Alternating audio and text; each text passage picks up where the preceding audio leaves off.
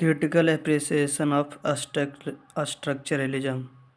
Structuralism is an intellectual movement which began in France in the 1950s and is the first seen in the work of the French anthropologist Claude Lévi-Strauss and the literary critic Roland Barthes. It is difficult to abbreviate structuralism in a single bottom line. Structuralism was imported from Britain mainly in 1970s and attained widespread in influence and even notoriety throughout the 1980s. The structures in question are those imposed by our way of understanding the world and its society rather than objective entities already existing in the external world. A movement of thought in the humanities widespread in anthropology, linguistics, and literary theory.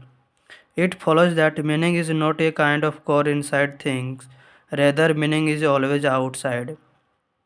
Meaning is always an attribute of things in the literal sense that meanings are attributed to the things by the human mind.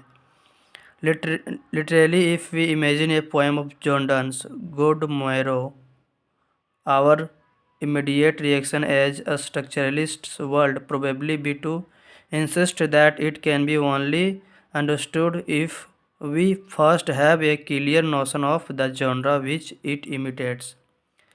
Any single poem is an example of a particular genre, and the genre and the example relate to each other, rather as a phrase spoken in English relate to the English language as a structure with all its rules, its conversation, and so on. Thus, the structuralist approach to literature there is a constant movement away from the interpretation of the individual literary work and a parallel drive towards understanding the larger abstract structures. Though structuralism proper began in the 1950s and 1960s, it has its root in the thinking of the Swiss linguist Ferdinand de Saussure.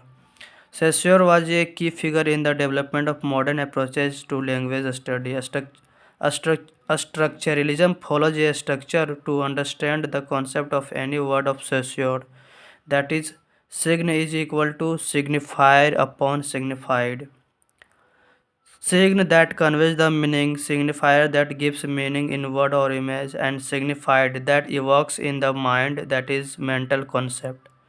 Structuralism is not just about language and literature. When work was co-opted in the 1950s by the people we now call structuralists, and you would also explain how all signifying systems work. To understand any typical piece of work in literature, we need to know and understand the basic concept of that particular work. Like if we want to understand a novel, firstly we would have to understand the word of the language, then sentence and then paragraph, and then we could be able to understand the entire novel. So we should relate first if we have to know about anything. For instance, fashion can be read like a language. The other major figure in the early phase of the structuralism was Roland Barthes, who applied the structuralist method to general field of modern culture. He examined modern France of the 1950s from the standpoint of a cultural anthropologist in a little book called Mythologies, which he published in France in 1957. Saussure was more interested in using the terms langue, and parole. It was system by which meaning could be created. Lang involves the principles of language without which no meaningful utterance, parole would be possible. Finally, he argued that linguistic signs were composed of two parts, a signifier, a sound of a word, and a signified, the concept of the word. This was quite different from previous approaches to language, which focuses on the relationship between words and the things in the world they designated, as it mentions with few lines.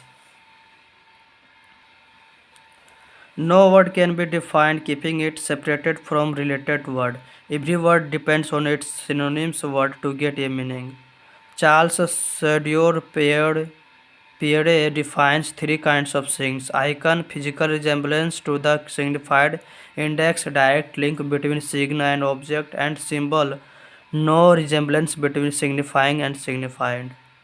Claude, Claude Lévi-Strauss' Structural Anthropology was published in late 1950.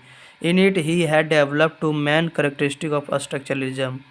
First is binary opposition. Culture is composed of hidden rules and anthropologists could uncover it.